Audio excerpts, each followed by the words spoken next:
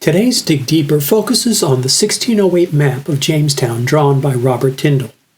Unlike the other better-known early maps of the English North America, such as John White's 1585 map of eastern North Carolina and Tidewater, Virginia, Pedro de Zuniga's map, which was copied from John Smith's 1608 map of Jamestown and its environs, and John Smith's 1612 map of the Chesapeake, Tindall's map was not widely distributed.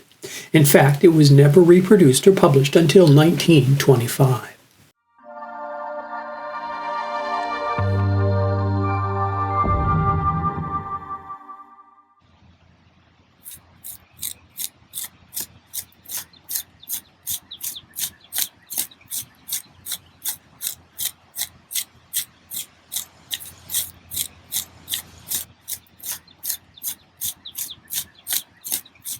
So what do we know of Robert Tindall? Well, from his June 22, 1607 letter to Prince Henry, we've learned the following: that he arrived in Virginia in 1607 not as a colonist, but as a mariner under the employ of Prince Henry, who was a patron of the first Jamestown voyage.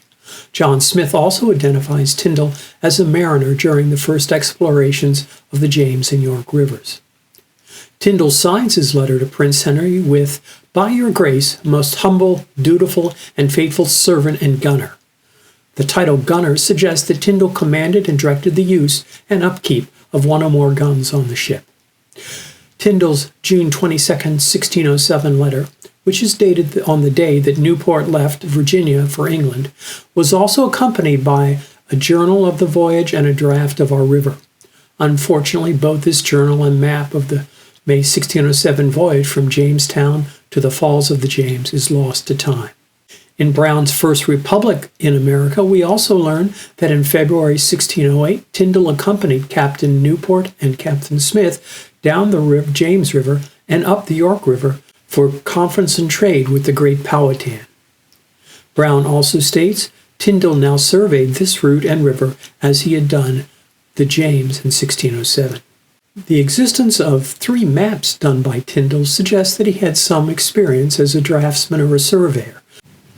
While other early maps of the Virginia colony are more accurate than Tindall's work, it still has value as a record drawn by a participant in the earliest expeditions of the James River in 1607 and the York River in 1608.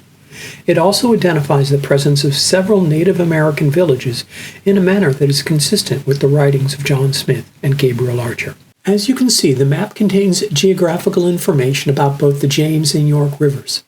This suggests that the map was drawn sometime between March 9, 1608, when Captain Newport returned to Jamestown from visiting Powhatan, and April 10, 1608, when Captain Newport left Jamestown for England. In 2009, I visited the British Library to view the map in person and arrange with the photographic staff at the library to image 2 critical areas for further research.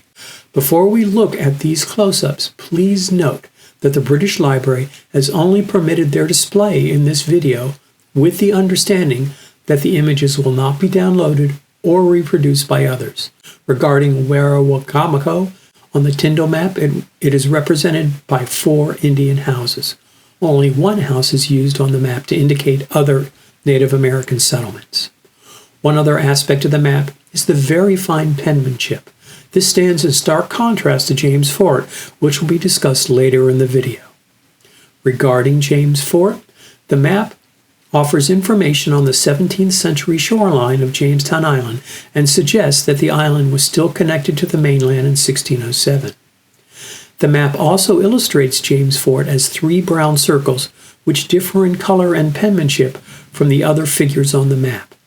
In the center of the circles, another line appears to be underneath the 3 brown circles. For years, we wondered what might be under the 3 circles of James Fort. Might there be more information to be learned? To conclude, I'd like to suggest a possible answer to this question, which reflects a conversation I held with Peter Barber, who was the head of the maps at the British Library when we spoke in 2012. When talking about the unusual appearance of James Fort on the Tindall map, he prefaced his comments with the following: "I have no evidence to support these statements, but here is my opinion. First, remember that the Tindall map was to be presented to Prince Henry.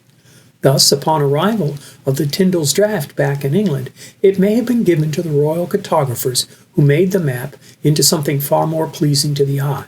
This, of course, would explain the excellent penmanship displayed on much of the map. However, before the map was delivered to Prince Henry, Robert Tindall may have viewed this work and elected to write on the map to more accurately reflect James Fort's appearance. Thus, Mr. Barber believes that the roughly drawn image on this map is the most accurate representation of James Fort that Robert Tindall could provide for the prince. Thank you for watching this dig into one of the earliest records of the settlement of Jamestown. Please stay tuned for further episodes that explore our current archaeological work, interesting artifacts, and the histories that tell of the first successful English colony in North America.